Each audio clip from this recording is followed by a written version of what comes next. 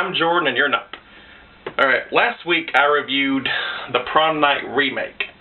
And if you didn't see my review, just know that I loved it and it has meaning to me. It has a huge sentimental value.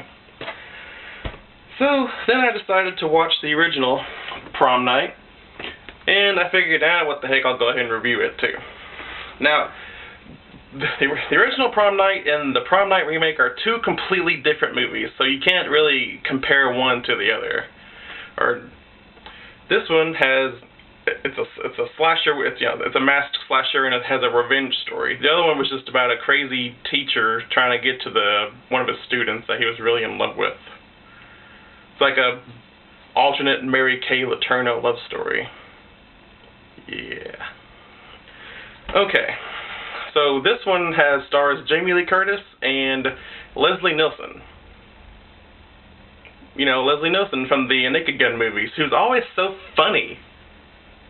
And this one, he's super serious. Okay, so this one, it's before I Know What You Did Last Summer, there was Prom Night. Yeah, I love revenge slasher movies, like something someone did in the past, then years later someone remembers it, and then they come after the original group that did it. So we got Wendy, Jude, Kelly, and Nick, who are all playing a weird, macabre version of hide and seek in an abandoned building. So they're playing, they say they're the killers are coming,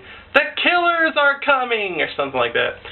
And then we got Robin and Kim and Alex, all walking up, they're all friends with each other. Well, they're all brother and sister, and they're, see them playing up there in the building, and then let's see, Alex and Kim go back to school for whatever reason to get a book or something.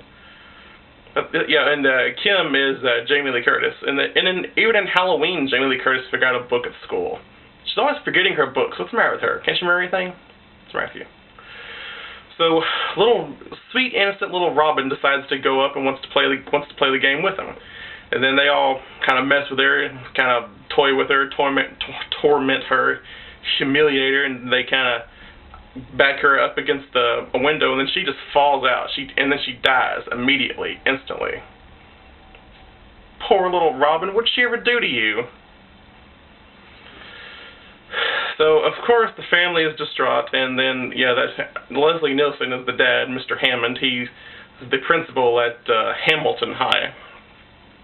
That's one thing that all the Prom Night movies, except for the remake, has in common. They all take place at Hamilton High School. Hamilton High is cursed if you're having a prom night. So, a mere 6 years later, everyone's all grown up and in high school. But they look like they were 6 or 7. That doesn't add up. That's like an extreme growth spurt right there. What's up with that? Okay, so it's the morning of the prom, and then some guy is calling these, all the kids responsible for, Robin's death, and whispers, "Kelly, it's time.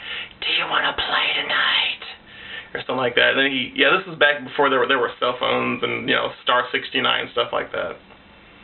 The good old 80s, when you can get away with murder. Okay, so Jude meets this obese, cool guy named Slick, and then she automatically falls in love with him and wants to go to the prom with him. The hell? She meets him after 5 minutes and already wants to go to prom with him? How come I don't get that lucky? If you like big guys, call me.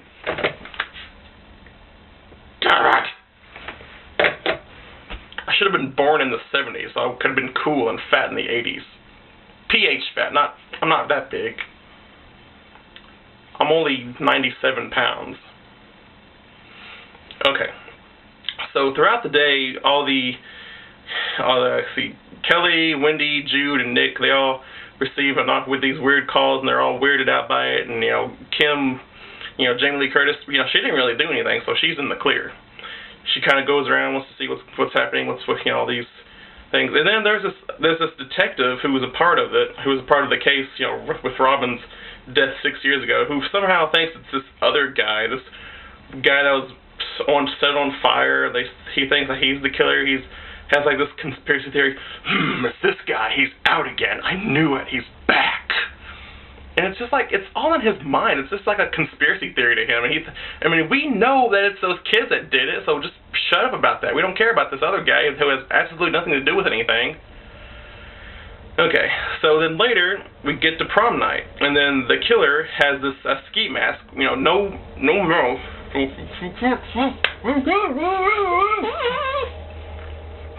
He can only see out, he only has eye holes, no mouth. So he has that, and he's wearing black, and he has an axe. And whenever he kills them, or whenever he's about to, slice someone up, he says, now, or like now's their time to die, or something, I guess.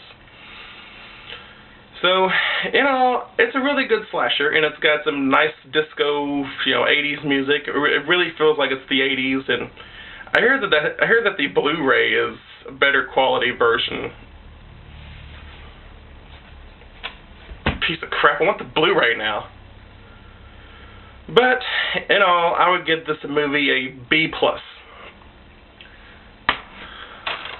Then 7 years later, they decided to make a sequel. Hello, Mary Lou, Prom Night 2. It has absolutely nothing to do with the first one at all. It's just like they just wanted to slap the Prom Night 2 title on there just to get more money out of it. That is not cool. Why would you do that? I mean, Halloween would never do that. Friday the 13th would never do that. Oh wait.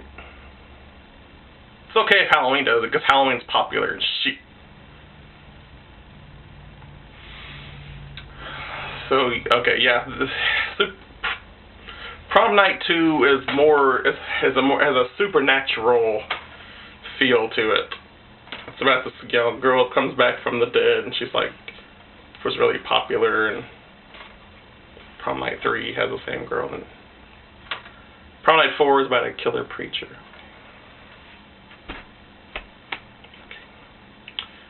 I was a prom king nominee in high school. You want to hear the story?